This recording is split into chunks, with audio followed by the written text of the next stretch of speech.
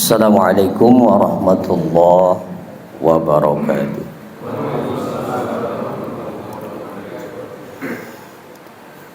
Bismillah, alhamdulillah, wassalatu wassalamu ala rasulillah wa ala alihi wa sahbihi wa man wala. Subhanaka la ilma lana illa ma 'allamtana innaka antal alimul hakim. Wala hawla wala quwwata illa billahil aliyyil azim. Allahumma aftah lana hikmataka wanshur alaina rahmataka min khazaini rahmatik ya arhamar rahimin. Alhamdulillah, puji syukur kita panjatkan selalu kehadirat Allah Subhanahu wa ta'ala. Di pagi hari ini insyaallah kita baru saja melaksanakan sholat subuh berjamaah, dan insyaallah hari ini kita akan melaksanakan puasa hari ke-8. Alhamdulillah, mudah-mudahan puasa yang sudah kita laksanakan diterima oleh Allah Subhanahu wa ta'ala. Pagi ini kita akan membahas sesuatu yang sederhana saja, tidak yang rumit-rumit Pak ya. Dan mohon izin saya juga waktunya ini tidak bisa sampai siang ya. Mungkin sampai jam 6 kurang nanti. Tidak apa-apa, mudah-mudahan bermanfaat apa yang kita bahas pagi ini. Kita akan membahas tentang sesuatu atau hal-hal yang dapat membatalkan puasa. Sebelum kita membahas itu, terlebih dahulu hal yang perlu kita ketahui ya, mungkin Bapak Ibu sudah paham bahwa setiap ibadah itu ada rukunnya ya. Salat ada namanya rukun salat, wudu juga ada rukun wudu. Kalau haji juga ada rukun haji. Nah, kalau puasa sama, ada rukun puasa. Ada yang tahu ada berapa rukunnya puasa? Pertama, niat. Kedua, ya, menahan diri dari segala sesuatu yang dapat membatalkan puasa. Ya, hanya dua saja rukunnya. Hanya dua saja rukunnya. Jadi yang pertama niat. Kapan waktunya niat?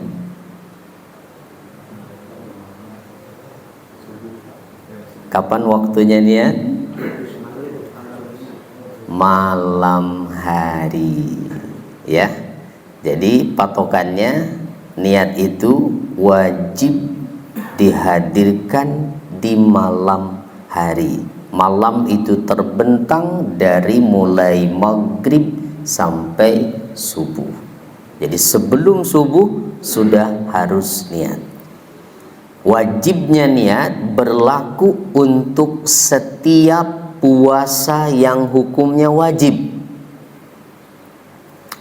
Berarti puasa Ramadan.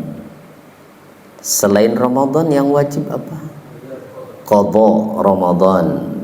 Apalagi nazar, kifarat ya. Nah, itu puasa-puasa yang memang dihukumi wajib, maka wajib menghadirkan niat dari malam hari. Nah, sedangkan puasa sunnah boleh niatnya sudah siang. Jam 7 pagi sudah lewat waktu subuh, kita baru sadar kalau hari ini hari Senin misalnya, saya mau puasa sunnah. Boleh? Boleh. Syaratnya? Iya, syaratnya belum makan. Kalau habis subuh sudah ngopi, nah, tidak bisa ya. Lalu di mana tempatnya niat? Nah, waktunya kan malam. Tempatnya niat di mana? Di dalam hati. Jadi niat hakikatnya bukan lafaz yang sering diucapkan rame-rame itu. nawaitu sauma godin, itu ya, an adai fardi syahri Ramadan apa Ramadhani?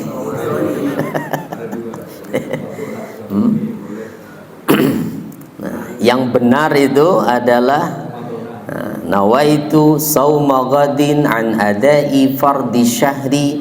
Kalau dibacanya Ramadhana hadhihi sanata lillahi ta'ala. Kalau Ramadhani hadhihi sanati. Itu yang benar sesuai kaidah bahasanya. Yang kurang tepat itu Ramadhana hadhihi sanati, tapi itu yang banyak sering di kita itu, walaupun tidak mempengaruhi sebetulnya ya. Nah itu sebetulnya bukan niat, hanya mengingatkan supaya kita menghadirkan niat itu. Apalagi kalau kita mengucapkan itu hanya tidak hadir hatinya, sambil cari sendal mau keluar gitu. Nah, jadi intinya berarti niat itu di hatinya menghadirkan bahwa besok saya mau puasa. Bahkan menurut sebagian ulama, niat itu dianggap sah dengan bangun lalu makan sahur. Karena dengan makan sahur berarti ada hadir di hatinya niat bahwa saya mau puasa, begitu. Insyaallah. Jadi ini yang pertama niat. Yang kedua, menahan diri dari segala sesuatu yang dapat membatalkan. Nah, pertanyaannya adalah, ada berapa yang membatalkan puasa, Pak? Ya, ada berapa? Ada 9 saja. Ya, semuanya ada 9. Mudah-mudahan hafal nih ya. Cuma ada 9, Pak. Pertama, kira-kira apa ya? Nah, yang pertama apa? Ternyata bukan hanya makan, bukan hanya minum. Pertama adalah memasukkan sesuatu ke bagian dalam salah satu 5 lubang badan. Nih, saya ulang. Yang pertama yang membatalkan adalah memasukkan sesuatu. Apa saja dong? Namanya sesuatu. Nah, memasukkan sesuatu ke bagian dalam salah satu 5 lubang badan. Mana 5 lubang badan yang dimaksud? Pertama, mulut. Kedua, hidung. Ketiga, telinga. Keempat, kubul, ya, lubang depan. Lalu dubur. Mata tidak dihitung sebagai lubang badan. Nah, sehingga menggunakan obat tetes mata pada dasarnya tidak membatalkan, tapi makruh. Karena ketika kita pakai obat tetes biasanya suka berasa ya sampai ke tenggorokan. Nah, makruh, jadi dihindari saja. Yang pertama apa tadi? Mulut. Memasukkan sesuatu ke mulut dibagi lagi hukumnya. Ada yang membatalkan, ada yang makruh, ada yang mubah, ada yang sunnah. Jadi 4. Yang membatalkan dulu sekarang. Seperti apakah yang membatalkan puasa? Memasukkan sesuatu ke dalam mulut dan menelannya dengan sengaja dalam keadaan sadar bahwa ia sedang puasa. Jadi yang membatalkan bukan semata-mata memasukkannya ke mulut, tapi menelannya. Ya, menelannya dengan sengaja dalam keadaan sadar. Berarti kalau tidak sengaja, batal tidak? Ya tidak, namanya tidak sengaja. Gitu. Kita lagi ke pasar, naik motor, nguap, mulut tidak ditutup, ada serangga masuk. Wah, ya. Masuk ke dalam, tertelan. Ya itu namanya tidak sengaja. Atau lagi kumur-kumur wudhu, tersedak, tertelan, bukan ditelan ya, tertelan. Atau lupa. Ini juga keluar dari batasan tadi, lupa. Habis 1 piring nasi dengan segelas teh manis, tapi lupa. Ya tidak batal, tapi jarang. Lupa habis sepiring sih ya. Itu bukan lupa, lupa diri. Nah, tapi kalau lupa memang pada dasarnya ya tidak batal. Kemudian yang dihukumi makruh sekarang. Ya, yang dihukumi makruh apa? Memasukkan sesuatu ke dalam mulut dan tidak menelannya hanya untuk main-main saja. Wah, ya mungkin bukan sesuatu yang biasa dimakan ya. Nah, pulpen dimut-mut gitu ya. Nah, biasa ngemil nih, nggak ada yang bisa dimakan. Nah, itu hanya main-main saja, juga tidak membatalkan, tapi makruh ya, tapi makruh. Termasuk yang tadi, mohon maaf, poin pertama yang membatalkan itu sesuatu yang dimasukkan dan ditelan itu baik yang biasa dimakan atau tidak biasa dimakan, Pak. Walaupun hanya tisu saja diemut terus ditelan, ya batal. Ya walaupun itu tisu. Ketiga, boleh. Apa tuh? Memasukkan sesuatu ke mulut hukumnya boleh. Mencicipi masakan. Nah, ada yang suka masak, Bapak? Mencicipi masakan itu boleh, tapi dengan catatan mencicipi hanya cukup mengambil seujung jari, ditempel di ujung lidah. Yang penting pasti sudah terasa asinnya, manisnya, pedasnya, lalu dibersihkan lagi mulutnya. Jadi mencicipi bukan ngambil sesendok, apalagi semangkok ya. Itu bukan mencicipi, itu lapar. Nah, jadi boleh mencicipi masakan. Lalu yang keempat, sunnah malah memasukkan sesuatu ke mulut. Nah, kumur-kumur saat berwudu, tapi dengan catatan tidak boleh berlebihan sampai mulutnya diangkat ke atas. Walaupun di luar puasa itu sunnah, ya, mubalaghah dalam tamat madmadah itu namanya ya, berkumur-kumur sampai sini. Itu sampai pangkal tenggorokan itu. Tapi ketika puasa makruh karena bahaya ya, takut ada yang masuk. Nah, ini yang poin yang pertama ya, memasukkan sesuatu ke mulut. Pertanyaan masih terkait dengan mulut. Kalau air liur apakah boleh ditelan? Boleh ya? Ya. Boleh, itu dengan 3 syarat ya. Ya, jadi jangan sampai kan kita suka lihat ada orang sedang puasa itu meludah terus ya. Takut batal apa gimana? Nah, sebetulnya air liur itu boleh ditelan dengan 3 syarat. Syarat yang pertama adalah air liur sendiri. Ya, jangan ketawa ya.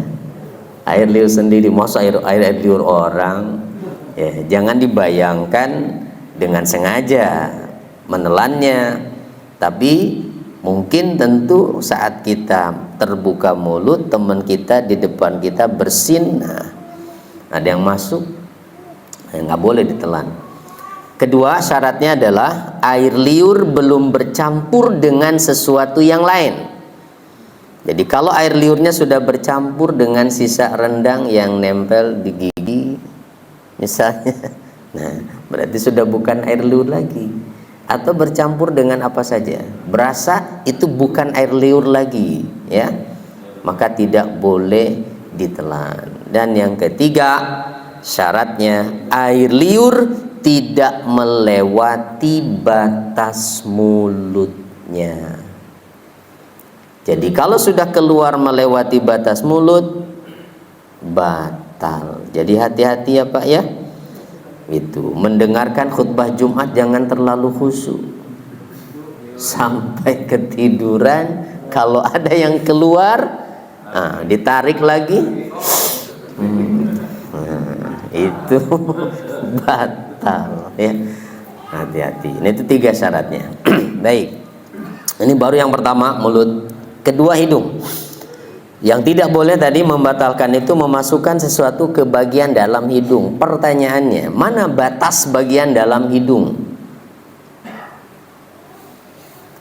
Bagaimana cara mengetahuinya batas dalam hidung itu? Nah, mengetahui batas dalam hidung adalah dengan cara menghirup air, terus kita tarik sampai ke bagian dalam hidung, maka ada pada saat air itu sampai di batas tertentu, kita akan tersengak dan merasa sakit. Nah ya, nah itulah bagian dalamnya. Berarti di pangkal sini, ya, pangkal hidung sini, ya. Nah, kalau swab lewat situ enggak? Kayak lewat batas itu ya. Nah, walaupun ada ulama yang mengatakan karena ada unsur darurat itu dibolehkan. Tapi sekarang insya Allah udah nggak ada lah swab-swaban ya. Mudah-mudahan insya Allah udah aman lah.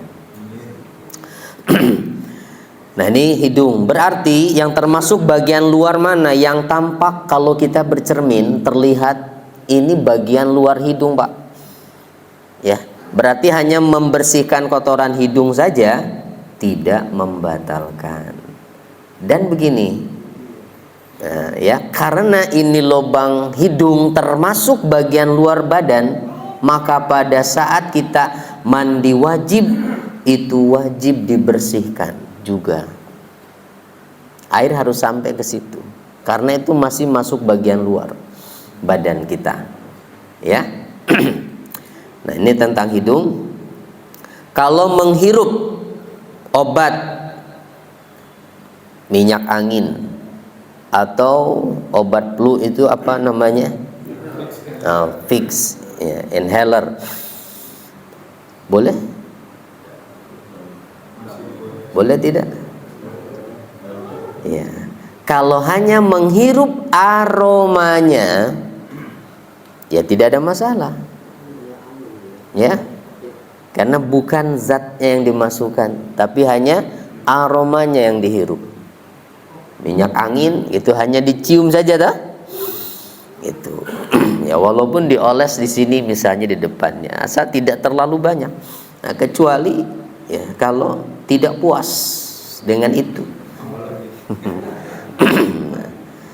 Nah, jadi boleh, tidak apa-apa. Sama seperti mencium parfum saja kan berarti. Nah, kemudian telinga. Mana batas dalam telinga? Batas dalam telinga bagaimana caranya? Mengetahuinya adalah dengan memasukkan jari kelingking kita, Pak. Makanya jangan ada kukunya nih, ya. Masukkan jari kelingking kita sampai mentok, tapi tentu tidak dipaksa. Maka sampai mentok di lubang telinga, itulah batas luarnya. Berarti yang melewati batas jari kelingking itu sudah dianggap bagian dalam telinga. Tuh, berarti korek kuping pakai cotton bud. Nah, hati-hati ya, karena melewati itu. Apalagi pakai bulu ayam. Oh, kalau di kampung dulu ya, bulu ayam. Nah, itu yang kuping. Jadi mulut, hidung, telinga, kubul dan dubur. 5 dan 4 ini batasannya sama. Yang dianggap bagian luar adalah yang tampak pada saat kita jongkok. Ya, kubul laki-laki insya Allah aman. Nah, mungkin di sini kubulnya perempuan, ya. Bagian luarnya adalah yang tampak pada saat jongkok. Maka istinja, membersihkan bagian kubul dan dubur setelah buang air kecil atau buang air besar, cukup dengan perut jari saja. tidak boleh ada bagian jarinya yang dimasukkan. Itu ya. Jadi hanya dengan perut jari saja. Nah, ini yang pertama, cukup jelas kira-kira. Yang kedua, ada 9 semuanya ya. Nah, yang kedua, yang membatalkan puasa adalah muntah dengan sengaja. Dengan apapun caranya. Apakah memasukkan sesuatu ke dalam mulutnya, tenggorokannya, sampai mual dan muntah. Termasuk, maaf, tadi contoh ketika ada sesuatu yang masuk tanpa sengaja, kan tidak batal tuh. Kita lagi naik motor, mulut terbuka, ada serangga masuk, tidak membatalkan. Tapi kita penasaran, lalu memasukkan jari kita sampai ke tenggorokan, ingin mengeluarkan binatang itu sampai mual dan muntah, maka sudah berubah hukumnya, dianggap muntah dengan sengaja. Jadi kalau terjadi seperti itu, ya sudah, biarkan saja. Berarti ya. Kemudian yang ketiga, bersenggama di siang hari. Paham ya? Tidak perlu saya jelaskan lagi bersenggama itu apa. Nah, bersenggama di siang hari. Tapi kalau lupa tidak batal, Pak. Mungkin nggak lupa. Kayaknya sih kecil lah kemungkinannya lupa ya. Nah, bersenggama di siang hari suami istri, jika dilanggar, apa akibatnya? Batal puasanya, wajib qadha plus wajib bayar kifarat atau kafarah. Apa kifaratnya? 1, memerdekakan budak. Jika tidak bisa, puasa 2 bulan berturut-turut. Jika putus, harus mengulang dari awal. Yang ketiga, kalau tidak sanggup itu, memberi makan 60 orang miskin, per orangnya 1 mud, sama dengan ukuran fidyah. Berapa 1 mud itu? 1/4 dari ukuran zakat, karena zakat itu adalah 4 mud atau 1 sok. Jadi kalau 3,5 liter kita konversi pada liter, itu berarti kurang dari 1 liter, 1 mud itu. Kalau mau digenapkan biar gampang, ya 1 liter. Berarti 60 orang, 60 liter. Boleh dengan uang, silahkan. Walaupun sampai dengan hari ini belum pernah ada panitia zakat kedatangan orang mau bayar kifarah. Ya, pernah nggak? Hah? Pernah ada nggak? Mau bayar kifarat, Pak? Wallahu alam. Entah karena tidak ada yang melanggar, atau malu ya, atau tidak tahu, bisa jadi. Nah, ini yang ketiga ya, bersenggama di siang hari. Tapi begini, Pak, ini sudah ada yang tahu atau belum nih? Bersenggama itu wajib bayar kifarat jika yang membatalkan puasanya semata-mata bersenggama atau berhubungan. Apabila kondisinya suami istri ini sudah batal puasa karena mengambil rukhsah lalu berhubungan, maka tidak wajib kifarat. Paham maksudnya? Misalnya bapak ibu pulang kampung ke Jawa ya. Nah, berapa jaraknya yang boleh ambil rukhsah itu perjalanan? Minimal 89 km ya, minimal. Nah, misalnya kondisi lalu lintas macet parah, cuaca panas, sampai kemudian ya, tidak bisa melanjutkan puasa, lalu buka, dan ternyata kondisi lalu lintas makin parah, lalu mampir di hotel, istirahat, berhubungan suami istri, tidak wajib kifarat, Pak. Sudah tahu atau baru tahu?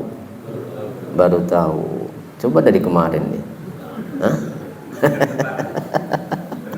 Tapi tidak boleh diniatkan. Tiap minggu aja istrinya pergi. Ya, itu sih namanya akal-akalan ya. Karena kan masih ada kesempatan, nggak harus siang ya.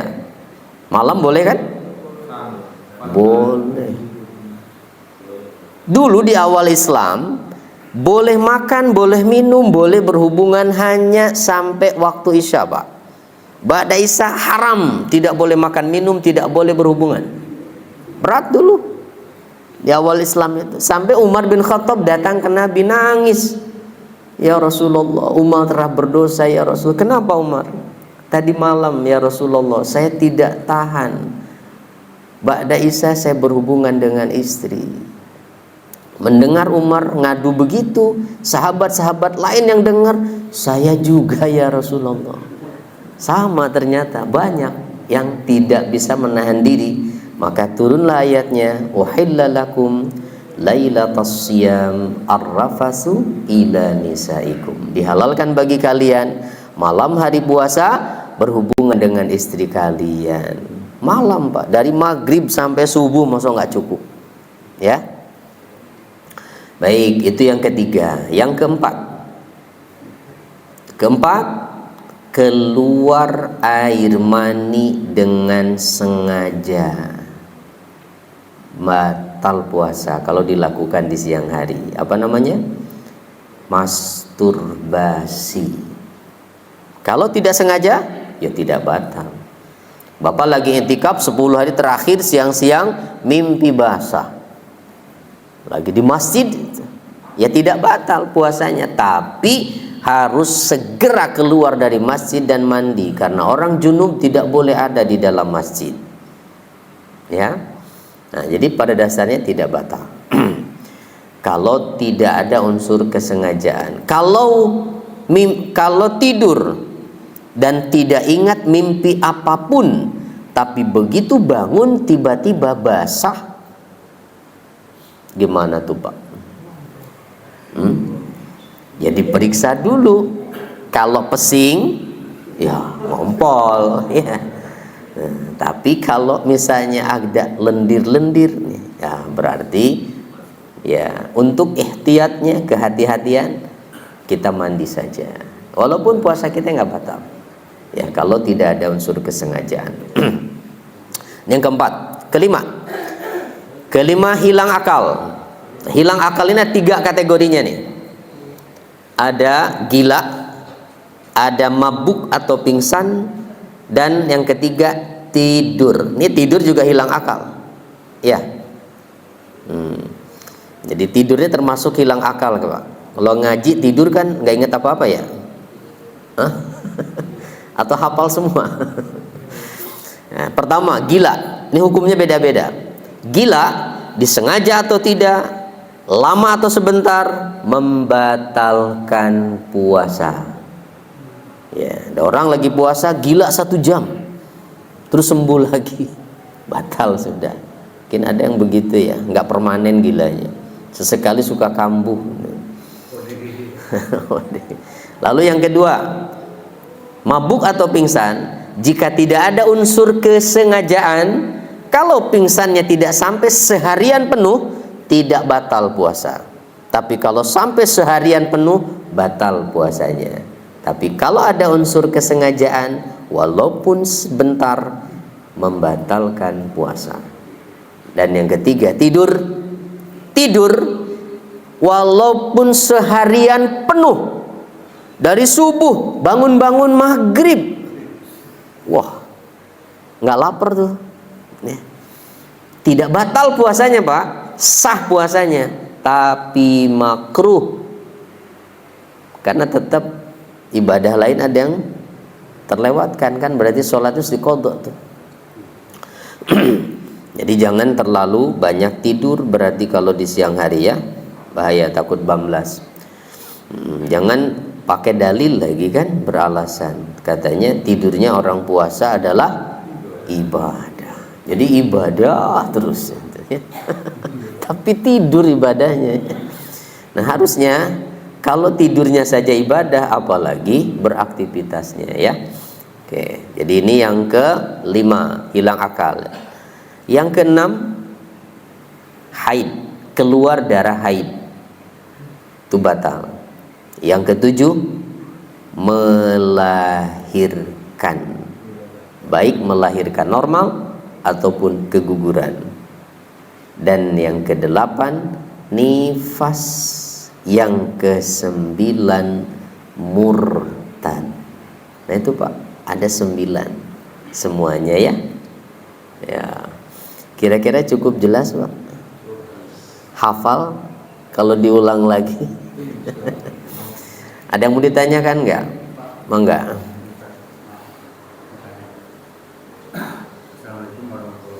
Waalaikumsalam warahmatullahi. Maaf, saya kan punya penyakit jantung ya Pak ya, yang setiap saat harus setiap